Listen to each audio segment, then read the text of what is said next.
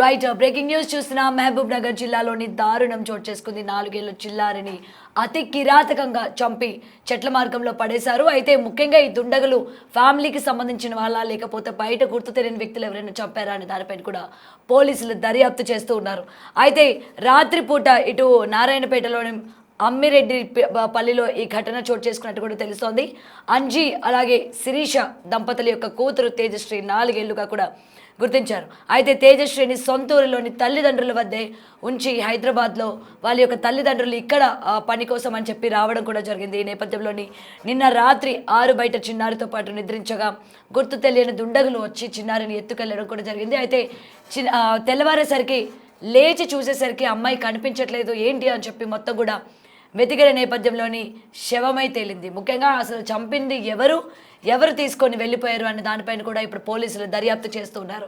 దీనికి సంబంధించి కుటుంబంలోని ఎటువంటి కలహాలైనా ఉన్నాయా, దాని కారణంగా అమ్మాయిని ఏమైనా చేశారా అన్న దాని అలాంటి పరిస్థితులు ఎదుర్కొన్నాయా అన్న దాంట్లో కూడా పోలీసులు దర్యాప్తు చేస్తున్న పరిస్థితి మనకు కనిపిస్తోంది. రైట్, దానికి సంబంధించిన విజువల్స్ మనం బిగ్ టీవీ స్క్రీన్ పైన చూడొచ్చు. వాళ్ళ పేరెంట్స్ మొత్తం కూడా ఏ విధంగా రోధిస్తూ ఉన్నారు. ముఖ్యంగా ఇద్దరు కూడా వలసకి తల్లిదండ్రులు ఇద్దరు కూడా రావడం జరిగింది. ఇటు హైదరాబాద్కి ఇటు సొంతూరులోని కూతుర్ని పెట్టేసరికి ఇలాంటి పరిస్థితి వస్తుందని చెప్పి తల్లిదండ్రులు కలలో కూడా అనుకోలేదు అని చెప్పి కూడా ఎంతో బాధపడుతున్న పరిస్థితి కనిపిస్తోంది. దీనికి సంబంధించిన విజువల్స్ ఒకసారి చూద్దాం.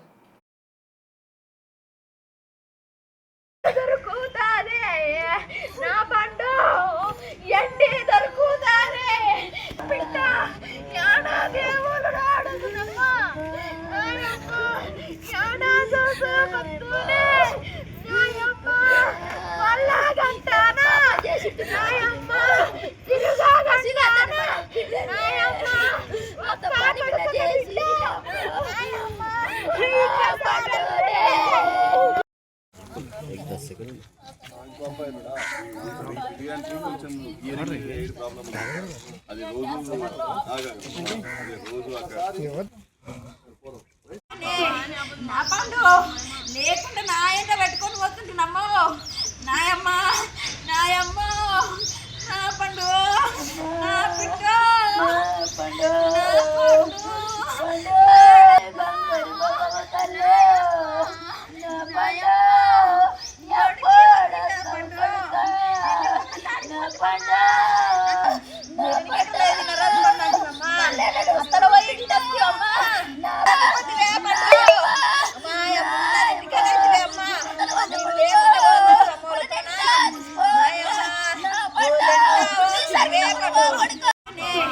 నా పండు లేకుండా నా ఎంత పెట్టుకొని పోతుంటున్నాము. నాయమ్మ నాయమ్మ నా పండు నా బిడ్డ. రైట్, మనం ఇప్పటికే స్పాట్లో కూడా చూస్తున్నాం కదా వాళ్ళ యొక్క పేరెంట్స్ ఏ విధంగా రోధిస్తూ ఉన్నారు. అయితే పోలీసులు కూడా అడిగే ప్రయత్నం చేస్తూ ఉన్నారు. ముఖ్యంగా ఫ్యామిలీకి సంబంధించి ఎటువంటి గొడవలైనా ఉన్నాయా, ఇటు తల్లిదండ్రులు ఇద్దరు కూడా ఇక్కడ హైదరాబాద్లో ఉంటున్నారు కాబట్టి హైదరాబాద్కి సంబంధించిన వాళ్ళు ఎవరైనా ఊర్లో ఉండడం కానీ లేకపోతే ఆస్తి తగాదాలు కానీ లేకపోతే ఇతర కుటుంబ కలహాలు కానీ ఏమైనా ఉన్నాయా అన్న దానిపైన కూడా ఇవాళ పోలీసులు అడుగుతున్న పరిస్థితి కనిపిస్తోంది. ముఖ్యంగా అంత కిరాతకంగా 4 ఏళ్ల చిన్నారి అని కూడా చూడకుండా ఎంత కిరాతకంగా చంపి పాడేశారో మనం చూస్తున్నాం. దీనికి సంబంధించి ఇప్పటికే పేరెంట్స్ కూడా ఏ విధంగా రోధిస్తున్నారో కూడా మనం చూస్తున్నాం. అయితే పోలీసుల దర్యాప్తులో ఏం తెలిసింది, పోలీసులకి ఇటు కుటుంబ సభ్యులు ఏం చెప్పారు అనేది ఒకసారి పోలీసు మాటలు విందాం. పాపని అవ్వ దగ్గర పండుకున్న తర్వాత చనిపోయింది. పోలీసులు కూడా సహకారం అందించారు మాకు. ఎట్లా చనిపోయినా అవపక్కలు కొనమైనరు, ఎవరు చంపేసిన తెలియదు మాకు. 1 గంటలకు జరిగింది.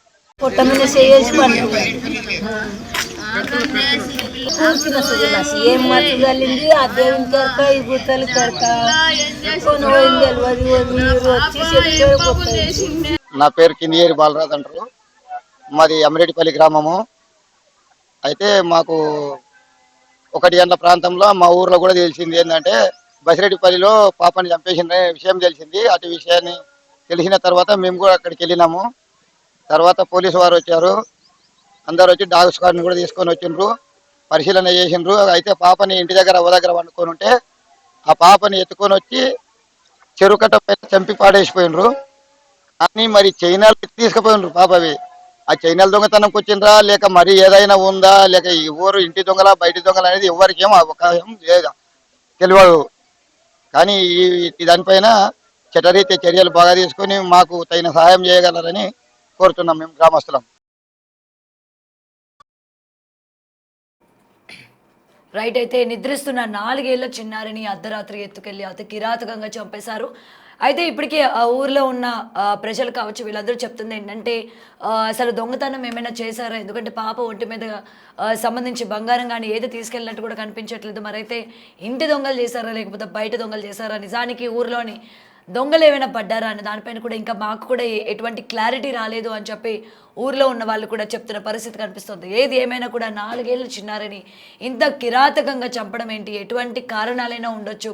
అంతేగాని నిద్రిస్తున్న చిన్నారిని పక్కన కుటుంబం పక్కన నిద్రిస్తున్న చిన్నారిని బయటికి తీసుకువెళ్ళి ఈ విధంగా చంపడం పైన ఇవాళ అటు కుటుంబ సభ్యులు అలాగే ఆ ఊర్లో ఉన్న వాళ్ళందరూ కూడా ఎలాంటి పరిస్థితిలో ఉన్నారో మనం చూస్తున్నాం. మరి ఇంకా పోలీసుల దర్యాప్తు కొనసాగుతూ ఉంది.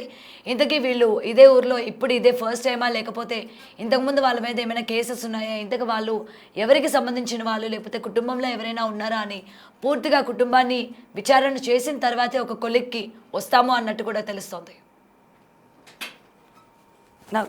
వస్తుంటున్నామో నాయమ్మ నాయమ్మ నా పండు నా బిడ్డ పండు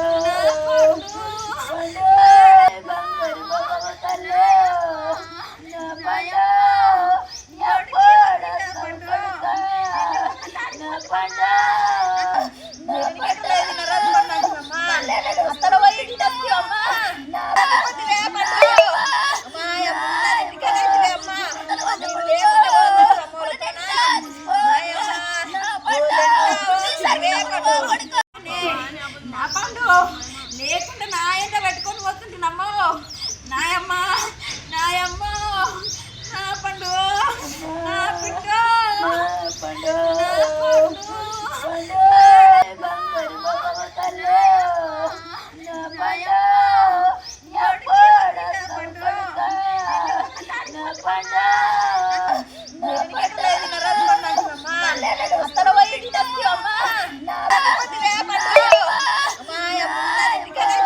పాపని అవ్వ దగ్గర పండుకున్న తర్వాత చనిపోయింది. పోలీసులు కూడా సహాయకారం అందించారు మాకు. ఎట్లా చనిపోయినా అవ్వ పక్కల కొనమైనరు, ఎవరు చంపేసిన తెలియదు మాకు. 1 గంటలకు జరిగింది. పొట్టమని చేసి